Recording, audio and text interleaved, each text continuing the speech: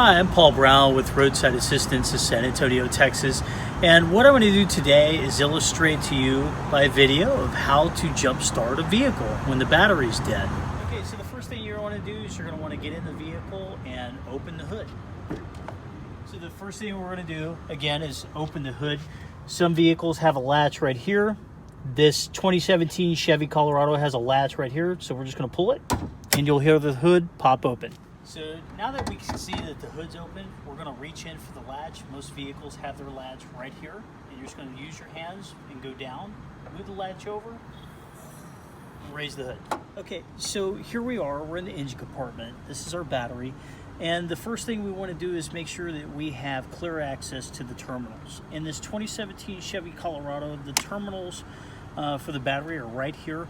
Some vehicles have the battery either in the back of the vehicle or under a seat, and you'll have a terminal here that basically has a red cover. So you'll open that up, of course. But in this vehicle, it's straightforward and simple. So what we're fixing to do is just put on the positive and negative cable.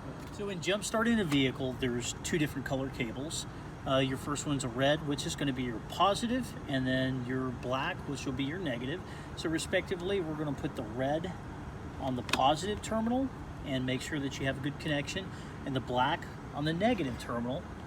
So we're just going to latch it on there just like that. Again, you want to make sure that you have a good connection, because without a good connection, you're not going to be able to jump start the battery properly. So here we are, we're on our other vehicle. This will be our good vehicle that has the good battery that we're going to give the jump start to the other vehicle that has the bad battery. Again, we're going to take the red cable, which will be the positive. We're going to open that up. We're going to get a good latch onto that, and we're going to put the black, the negative, on the negative terminal, just like that.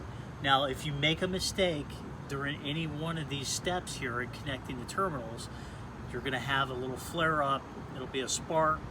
And basically it's telling you, hey, you've put one wrong cable on a wrong terminal. So remember, red on positive, black on negative. So being that this vehicle here has the good battery, we're going to go ahead and start this vehicle up, get it running. That way we'll go ahead and start supplying energy to the bad battery over here in this vehicle. What we're going to do now is we have the other vehicle running, and it's actually providing that charge over to this bad battery. We're going to put the key in ignition and attempt to start it. That sounds good. So what frequently happens is when people try to jump start a battery from another vehicle, they'll have an issue with either connections, or the battery in the vehicle that they think is good is not good. It's not providing enough amperage, or both batteries are just really bad. So if you have a problem jump starting it from this point, what you need to do is you need to check your connections, you need to check the other battery that you think is good, and just start from there. Sometimes you need to let both vehicles sit. So the one that has the good battery that's providing the charge, you'll let that run and continue on and charge up the other battery, and then you may need to come back 5 or 10 minutes and try to start it again.